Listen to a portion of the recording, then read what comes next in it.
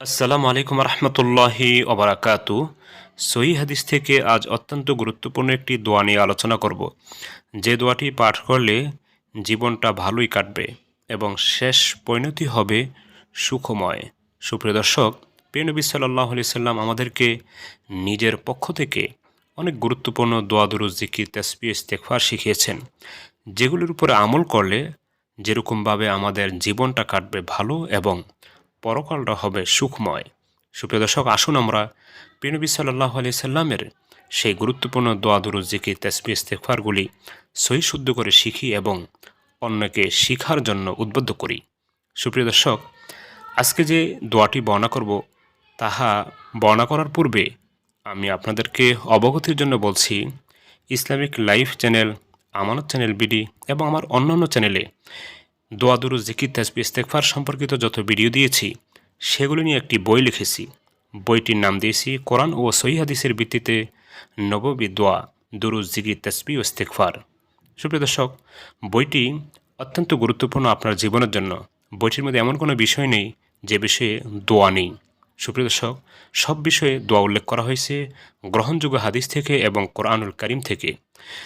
পূর্বেকার নবীরা যে সকল দোয়া পাঠ করছেন আর আল্লাহ রাব্বুল আলামিনের নিকটে পছন্দ হয়েছে, সেগুলি আল্লাহ রাব্বুল আলামিন কোরআনুল কারীমে উল্লেখ করেছেন।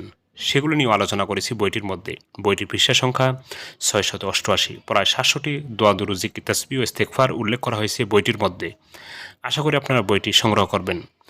বইটি সংগ্রহ করতে হলে আপনি স্ক্রিনে দেওয়া যে নাম্বার আছে, সেটা কল দিলে পেয়ে যাবেন। কুরিয়ারের মাধ্যমে আপনার হাতে পৌঁছে দেওয়া সম্ভব হবে। সুপ্রিয় দর্শক, যেই দোয়াটি নিয়ে আজকে আলোচনা করব, সেটা হলো হজরত সাইব ইবনে মালিক রহমতুল্লাহ আলাই বলেন, একবার আম্মার ইবনে ইয়াসার রাদিয়াল্লাহু আনহু আমাদেরকে নিয়ে নামাজ পড়ালেন, অর্থাৎ তিনি নামাজের ইমামতি করলেন। তো আমাদের মধ্যে থেকে কোনো এক লোক বলল যে তিনি তো নামাজকে সংক্ষিপ্ত করে ফেললেন, অথবা তিনি নামাজকে ছোট করে ফেললেন। তিনি পরবর্তীতে এই কথাটি শুনলে বললেন যে, দেখো, আমি নামাজের মধ্যে এমন কিছুই পড়ছি যাহা রাসূলুল্লাহ সাল্লাল্লাহু আলাইহি সাল্লাম থেকে শুনেছি। এ কথা বলে তিনি চলতে লাগলেন। কিছুক্ষণ পর কিছু লোক তার পিছনে হাঁটল এবং জিজ্ঞাসা করল, হে আম্মার ইবনে ইয়াসির, আপনি রাসূলুল্লাহ সাল্লাল্লাহু আলাইহি সাল্লাম থেকে কোন দোয়াটি শুনেছেন এবং পড়েছেন?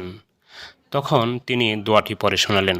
সুপ্রিয় দর্শক, দোয়াটি আপনার অর্থ বুঝে পড়বেন, অর্থ দেওয়া আছে, এবং নিয়মিত পড়বেন, যে কোনো সময় পাঠ করতে পারেন। আর দোয়াটি পাঠ করলে জীবনটা কাটবে ভালো এবং শেষ পরিণতি হবে ভালো।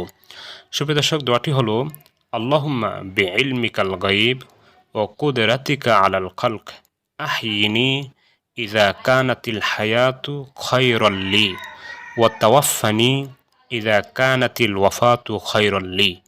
যে কয়েকবার পড়তে পারেন, বেশি বেশি পড়া ভালো। আল্লাহ তাআলা সকলকে দোয়াটির উপর আমল করার তৌফিক দান করুন। আমিন। আসসালামু আলাইকুম।